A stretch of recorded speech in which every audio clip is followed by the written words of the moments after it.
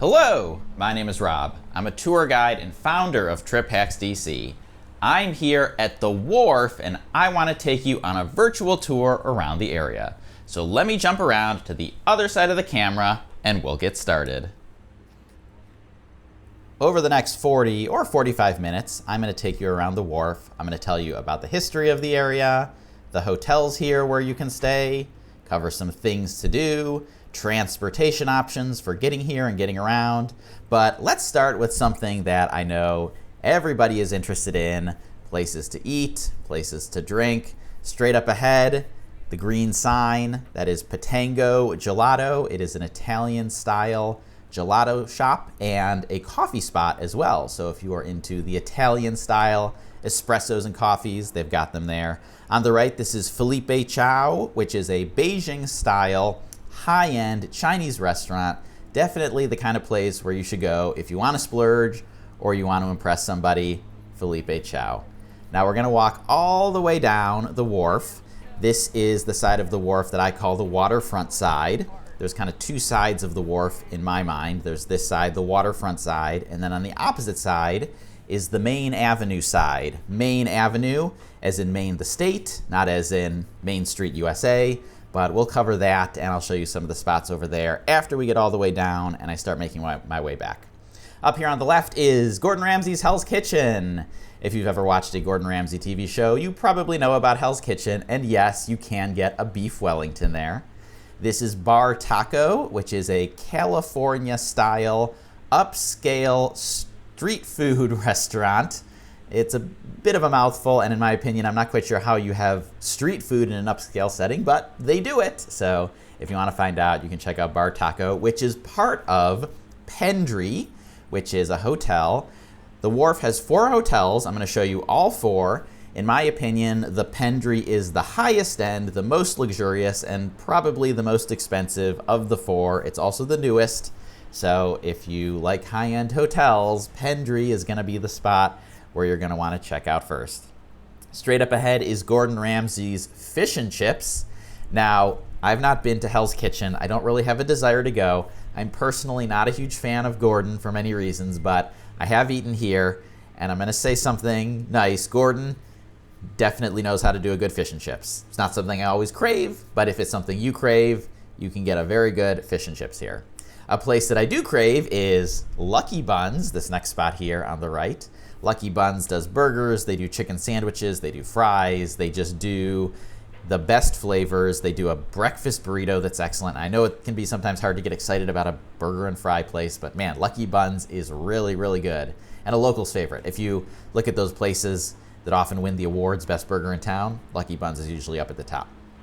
Kinfolk is a bourbon and barbecue restaurant, so they specialize in, obviously, bourbon, and then smoked foods, smoked meats, that sort of thing. So if you like barbecue, DC is not a barbecue place necessarily, but you can find it here for sure. So we're going to see all of the piers here at the Wharf. I'm going to show you all of them and go into detail about what they are, why they exist, what they're used for, and what you can do when you visit. So I'm going to go down here to the Recreation Pier first. Now that splash pad on the right over there, it's very fun for kids. If you have kids, if it's the summer, definitely bring them over there and get them wet. They'll have a lot of fun. But otherwise, I have to warn, if there's no water spraying up in the air and you step out onto that splash pad, don't be upset if you get a little wet, because sometimes those water fountains are quite spontaneous, and I've definitely seen some people get a surprise soaking over there. So this is the Recreation Pier, obviously called Recreation because you're going to come over here to do your recreational activities. Probably the most obvious one being kayaking, which you can see up here on the left. The bright, beautiful, colorful kayaks over there that you can take out here on the Washington Channel. Now, it is worth noting that the body of water in front of us, this is the Washington Channel, so it is not the Potomac River. I know sometimes tourists, they see any body of water in DC and they call it the Potomac River. And yes, the Potomac is the most famous waterway here, but we have several. So the Potomac River kind of goes to the west of the District of Columbia. The Anacostia River goes to the east. And then straight up the middle is the Washington Channel, which is this body of water, which then connects into the tidal basin and back into the Potomac River. So if you've ever seen any of my cherry blossom walks, for example, I'll link to one in the description if you're curious, then you will be able to see the tidal basin, and it is just one of the many waterways that we have here. But I'm coming all the way to the end of Recreation Pier because I saw a boat on my way up. It is that boat right in front of us with the yellow roof. The yellow roof, it's a blue boat, and it is called the Wharf Jitney. So this does not run every day or every hour, but if you come here on the weekends during the day, like I am now, you can ride the Wharf Jitney here from the Recreation Pier all the way across to the other side where you see the green grass and the green trees. That is East Potomac Park. It is a wonderful urban park. I've been there several times. I did a cherry blossom bike ride earlier this year that I posted here on YouTube, and it's such a good spot during cherry blossom season because all those trees which are now green in the spring, they are the cherry blossoms, and they are quite beautiful, and there's a huge concentration of them over there. So we're gonna make our way back off of Recreation Pier now, start heading back to the spot where you can see some hotels. I'm gonna show you all three of those hotels which are coming up. As you can see, they have some people on these swings over here on the left. So if you wanna have a little stroll, take a rest on one of these benches, go for a little swing, this is definitely a spot where you can come and just relax and enjoy a nice day. And believe it or not, I am filming this in August, and this is a rare nice day. So I am here, it's a Sunday in mid-August, and this is about the best possible weather that you can ask for in August. It is in the 80s Fahrenheit, there is low humidity, and I believe Capital Weather Gang rated today, Capital Weather Gang in the Washington Post, the meteorologists rated today a 9 out of 10.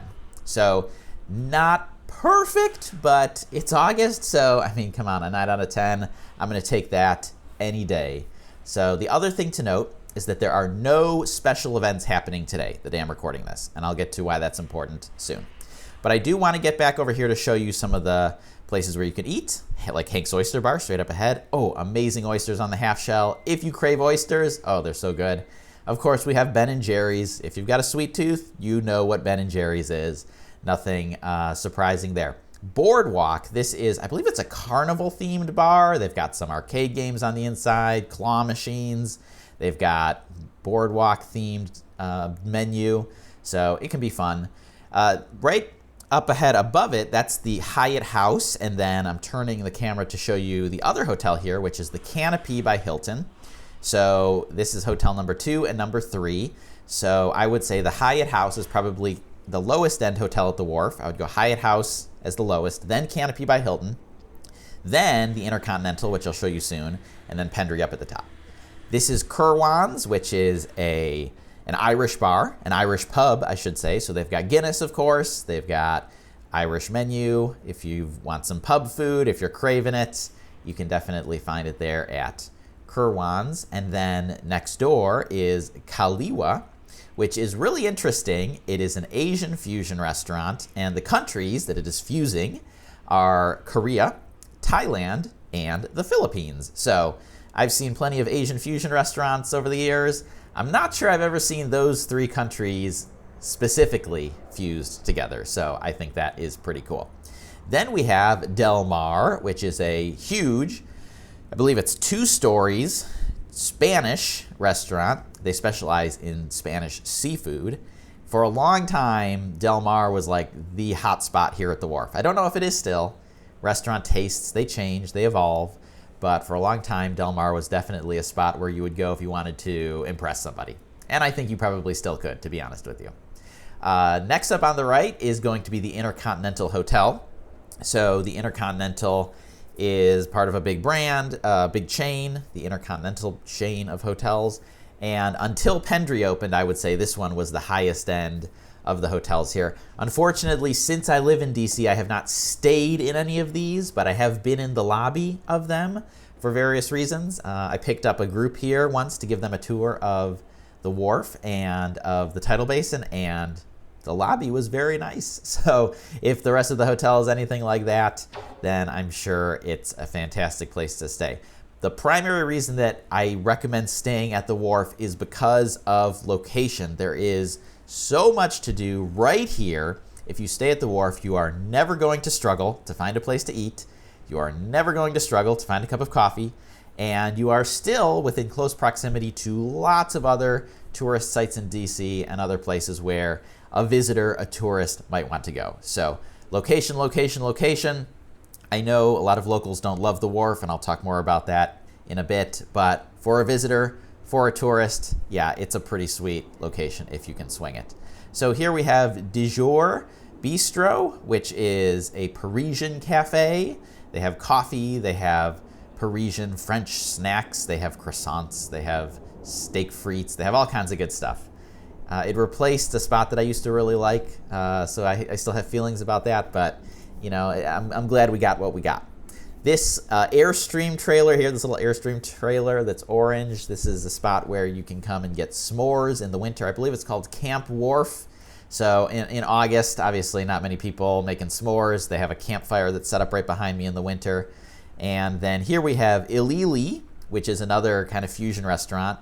The countries here are Lebanon, there's Levantine and Mediterranean foods fused in there.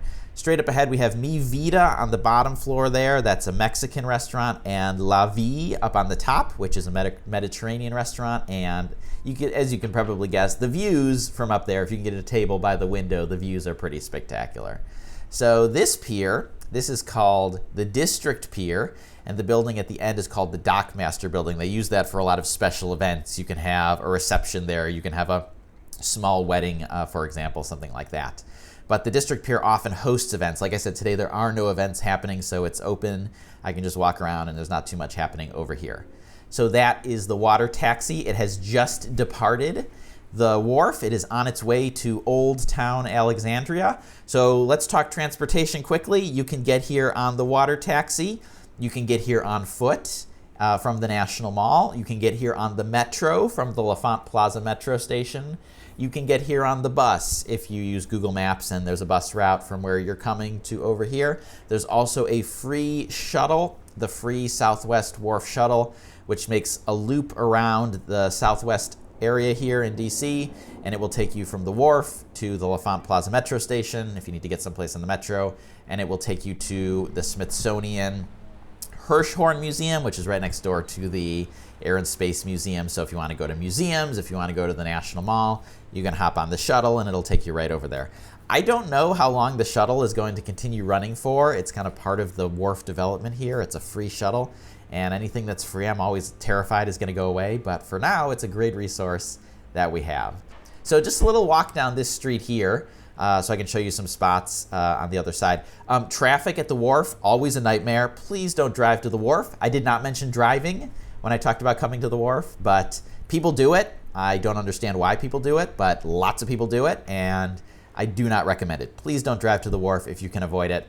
If you absolutely can't, there are garages here, and I will show you some of them as I go past them a little bit later. Surfside, a taco spot. If you watched my Cheap Eats video, I went there in it. ET is a boba tea spot. It's relatively new. I like boba tea. I don't get it all the time, but it is quite good if you are into that.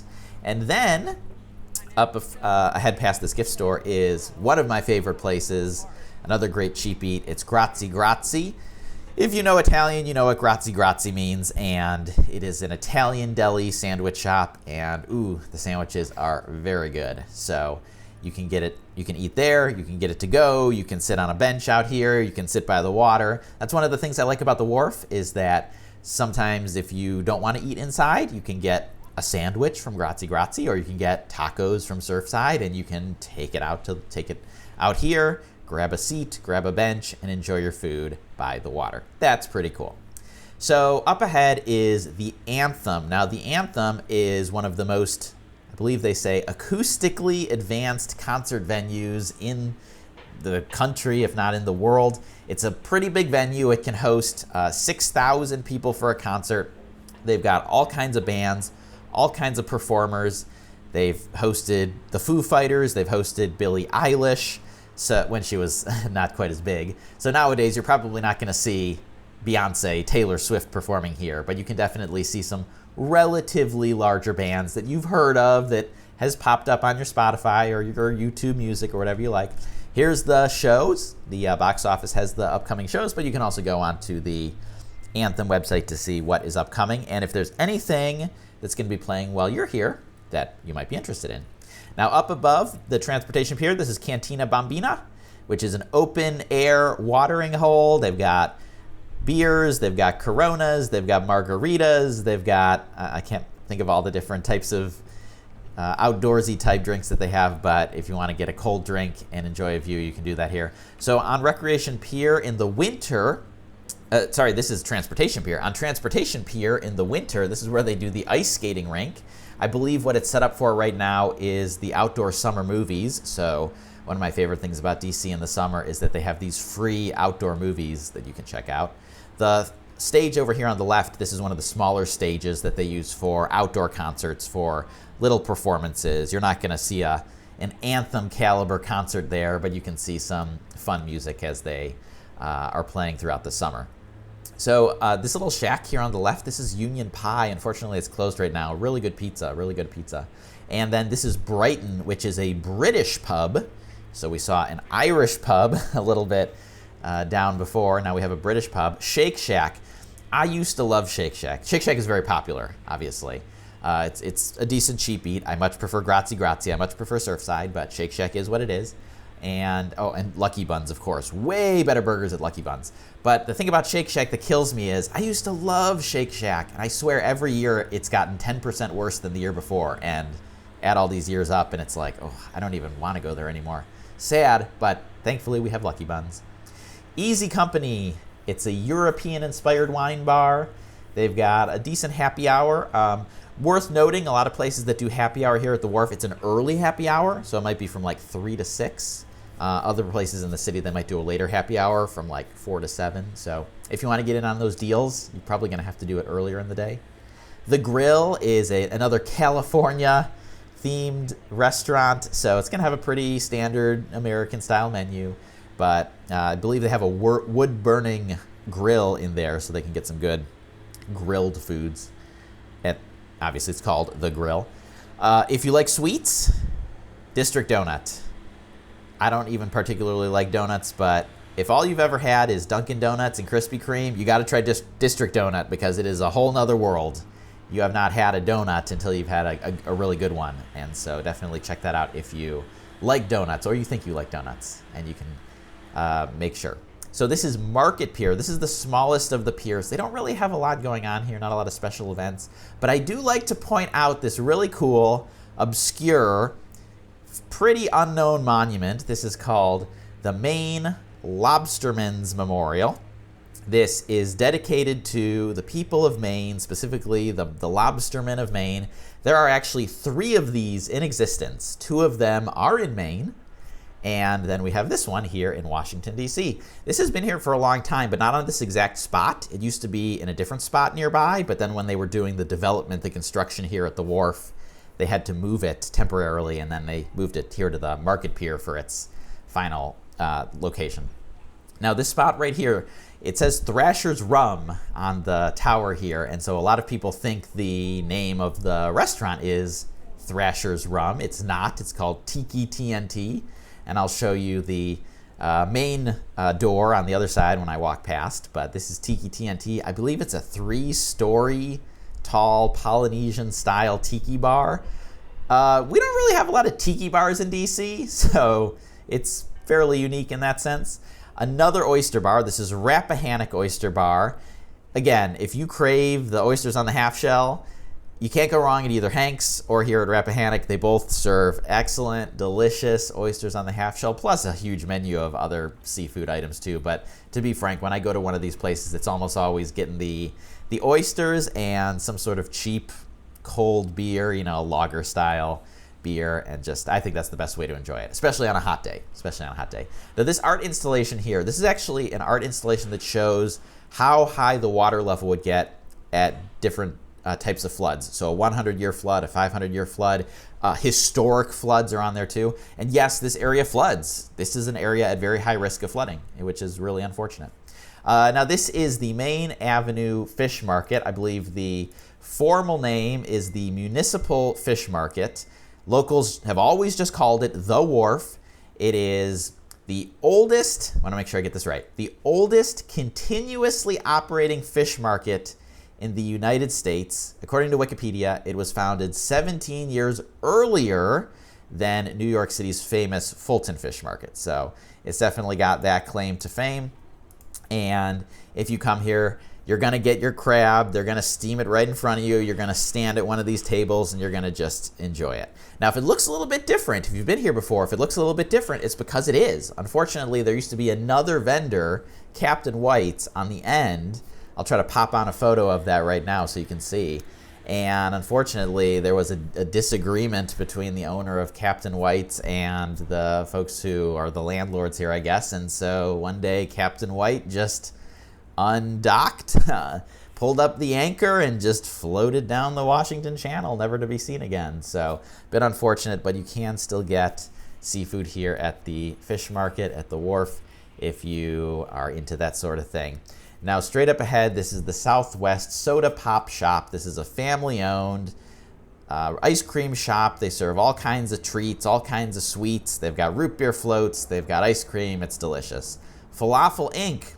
This is one of my original OG cheap eats in Washington, D.C. The first time I made a video about cheap eats, they were selling $3 falafel pitas. $3! I didn't know how they made that business model work back then. Unfortunately, they're no longer $3. The prices have gone up, as has at everywhere, so that's just something to know. It's not quite as cheap as it once was, but it's still a good deal, and if you're into falafel, it's a great spot. Also, if you have vegetarians, it's a great option because falafel itself is vegetarian, and so there are going to be lots of things there that people will find that they can enjoy. So here's the front of Tiki TNT. You can see the bar here on the front. Like I said, I believe 3 stories is how tall it is, and so if you want to sit up on the very top, you get your drink, your cold drink, you get to have the view of the wharf. It's a nice view, I'm not going to lie. Now we're going to go over to the Main Avenue side now. Up this hill, straight ahead, is where you'll go to the LaFont Plaza Metro, and I made an entire short video demonstrating exactly how to do that. Check out the description for a link to it if you want to see how to get to the Metro. Fat Fish, they serve poke bowls, they serve sushi-style hand rolls, they've got vegan soft serve, all kinds of delicious things, and so obviously it's called Fat Fish. They're going to have fish, and it's pretty excellent fish. I do enjoy poke bowls myself. I only started eating them recently. It was not something that I remember when I was a kid, that you could just head out and find yourself a poke bowl. So obviously there are quite a few of them now, and you can get one here at the wharf if the craving strikes you. Now I'm going to go around the corner here to show you one of the parking garages and to show you, again, please don't drive to the wharf. Please don't drive in DC at all if you can help it. I just recorded an entire podcast episode about transportation options, and at the very beginning, I beg of people, especially tourists, not to drive in DC. But this is one of the parking garages. There are several of them here at the wharf. If you want to pause, you can look at what the prices are. I'm going to give you a bit of a teaser. They're not cheap. It's not cheap to park here. But please don't try to, park on the street in a neighborhood nearby. It's not going to turn out well for you. If you have to drive to the wharf, you're just going to have to suck it up. You're just going to have to park in a garage, and you're just going to have to pay. Unlimited biking here. I just want to pop in really quick. Hey, unlimited. Look at all those bikes. So I get around on Capital Bike Share. Actually, I got here today on Capital Bike Share to record this walk around the wharf. But Capital Bike Share is not for everybody. I understand that. And so if you need a kid's bike, if you need a helmet, if you need locks, if you need to keep the bike for an extended period of time, Capital Bike Share is not for you, but you can go over here to Unlimited Biking and get a bike from them, rent a bike from them. So a bit of a walk now to our next stop. So let me just tell you about the wharf. It is officially called District Wharf. Unofficially, it's just called The Wharf. I've been referring to it as The Wharf for this walk. It's got hotels, apartment buildings, restaurants, shops, parks, piers, docks, marinas. Probably for locals, it's best known for live music venues and the historic fish market. It opened in 2 phases. So the side that I'm on right now, this is phase 1. This opened in October of 2017. And then where I started and where I'm heading back to now is phase 2, and that actually opened in October of 2022. So phase 2 opened about 5 full years later than phase 1. So it took a while to get this all built out. This is a project nearly a decade in the making, but this is what it looks like now. I do want to pop by here at the Shop Made in DC store because people sometimes ask me where they can get souvenirs. You can get souvenirs on the street from one of those vendors if you want a, cheap I Heart DC shirt or a shirt for a politician, which I don't recommend, but you can get from there. You can go to a museum gift store, or you can go to a place like Shop Made in DC or Steadfast Supply, another one of my favorites, where you can get local gifts. Chopsmith is the name of this restaurant here on the right. They do sandwiches, they do salads, they do bowls. It's another good grab and go type place. You want to grab something to eat, sit by the water. Chopsmith is another good option. So I'm hopefully showing you all of these options so that you can see, if I want to grab something quick, here's where I can go. If I want to sit down and splurge on a nice meal, here's where I can go. There are lots of options here at the Wharf. I believe there are over 40, at my last count, over 40 places to eat over here, which again is pretty incredible because if you think back to 1 decade ago, 10 years ago, basically none of this existed. CVS, nobody's going to get excited over a CVS, but it is worth pointing out because if you're going to be staying at the Wharf, this can be an extremely convenient thing to have so that if you are heading out for the day, you're going to see the museums, you're going to take a Trip Hacks DC Monuments tour, which actually it's very easy to walk to the Jefferson Memorial from here as well. So you're close to museums, you're close to the monuments. You can stop by at CVS, pick up some waters, pick up a Gatorade or two. Always stay hydrated. I'm a bit obsessive about hydration in the summer, and so it's just very convenient to have a place like that where you're staying. Now straight up ahead is Toastique, which is a gourmet toast and juice bar, and I know what you might be thinking. There's a millennial joke in there about the avocado toast, but look, once you've had their toast, you'll understand. It's good. It's that good. Okay, next up is Colada Shop. This is a Cuban cafe. They've got strong coffee. They've got Cuban food. They've got Cuban cocktails. It's great. It's a great spot. And then Little Chicken is new. This actually just opened.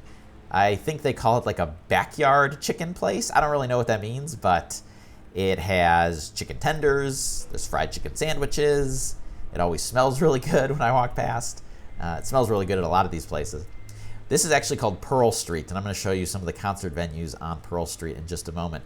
But another excellent place that smells so good when I walk past is up on the right. It's Lupo Marino, which is an Italian restaurant, but they specialize in Neapolitan-style pizza and I believe dishes from the south of Italy. So if you are a traveler, you might know about Italy. The northern part is distinct culturally from the southern part, and each region has its own distinct culture. And so I believe Lupo Marino is a southern Italian restaurant. So if that's the kind of food that you're looking for, you can get it there. I am a big pizza connoisseur, and so I'm always on the lookout for a good pizza, a good spot where you can get a pizza. So this is Union Stage. This is one of the 3 big concert venues here at the Wharf, the others being the Anthem and Pearl Street Warehouse. There's also, you can see a door there, an entrance for the Hyatt House. So Hyatt House has an entrance here at the right by the Union Stage, and then also one on the water side.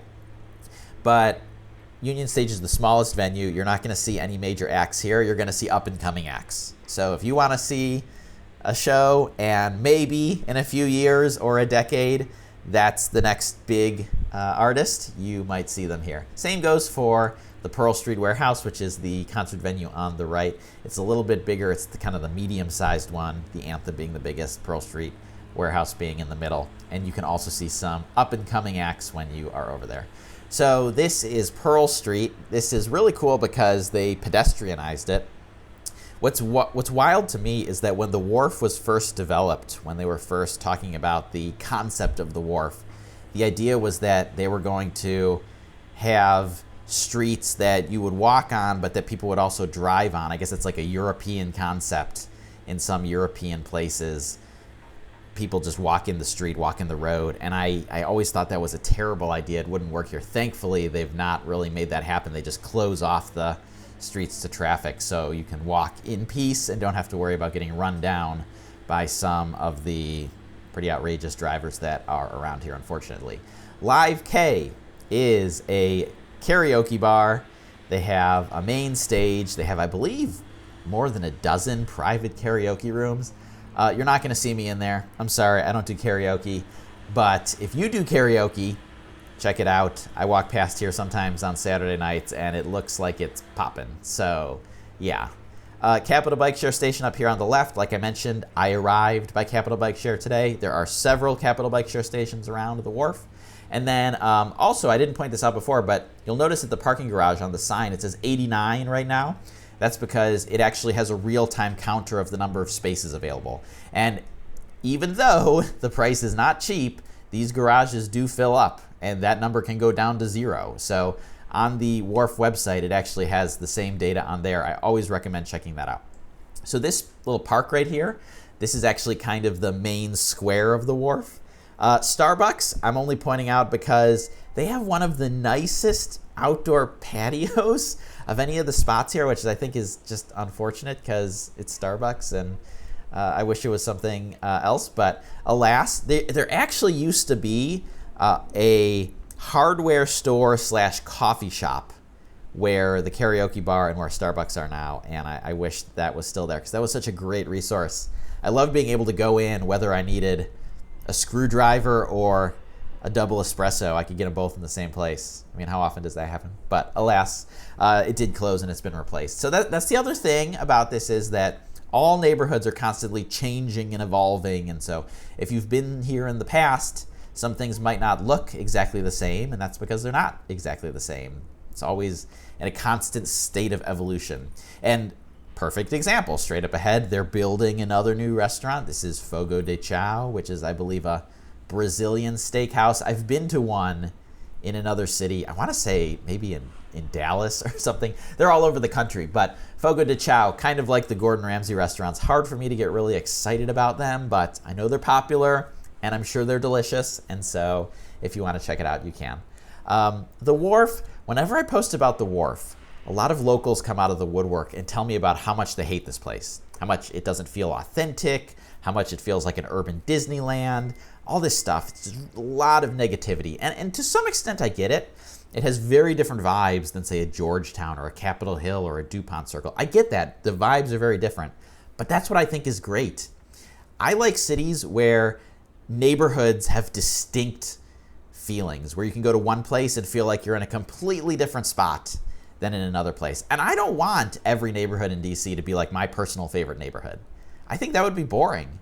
I think it's great that we have so many different choices, so many different places that you can go and that you can explore, and that you can go to DuPont Circle. I just made a DuPont Circle guide, by the way. And if you want me to make a walk like this around DuPont Circle, I'm happy to do that too. Just leave a comment on this video and let me know. We have Mason's Lobsters. This is a Maine style lobster roll place. Lobster rolls, lobster everything. It's kind of fitting, I suppose, that Main Avenue is the big street here at the Wharf, and then we have the Maine style lobsters. So once I crossed the square over by the Starbucks, that's kind of the dividing line between Phase 1 and Phase 2. So before Phase 2 opened in 2022, everything at the Wharf was Phase 1. And so that was kind of one end, the Starbucks was one end, and then the fish market was the other end. And then 2 years ago, when Phase 2 opened up, then it basically doubled in size. And so when Phase 2 opened, not every business in Phase 2 opened right away. A lot of it, I'm sure, had to do with COVID, but it did take a little bit of time for places to get opened up. So this is Milk and Honey that I'm walking past, very popular, as you can see, on a Sunday afternoon. Milk and Honey is a New Orleans-style restaurant. They have Southern comfort food. So obviously, if you think about brunch, think about what kind of food you might like to have for brunch. It's a perfect fit. Makers Union is just, a fun, down-to-earth type place. They've got drinks, they've got food, they've got a menu, and so I've not been to it. It's actually kind of new, but it just looks like a place every time I walk past that just looks fun. So that's what I'll say about that. So yeah, the Wharf is, in my opinion, a great spot for visitors to stay because of its location. That is primarily the reason why I recommend it, is because of the location. You're so close to things. Now, I also recommend other areas in DC as well. I think it's great if visitors, especially the first time, stay near the White House because you're so close to so many tourist attractions. But in addition to the location, I think the Wharf is great just because there is so much to do here. I also think, people come to DC, they come from other cities, they watch the news. Sometimes the news can be sensationalized. They worry about safety. And if you are worried about that, I recorded an entire podcast episode on the topic of crime and safety that will hopefully put you at ease a little bit. But when you walk around the wharf, it feels safe. It feels nice. It feels like a pleasant place to be. I mean, I don't know. It just does. Zoos here on the right. This is a floral themed, I don't know if I would call it floral themed. It's full of flowers on there. It's a cocktail bar. It is a high-end cocktail bar. Again, another type of place where you're probably not going to find me on a Saturday night.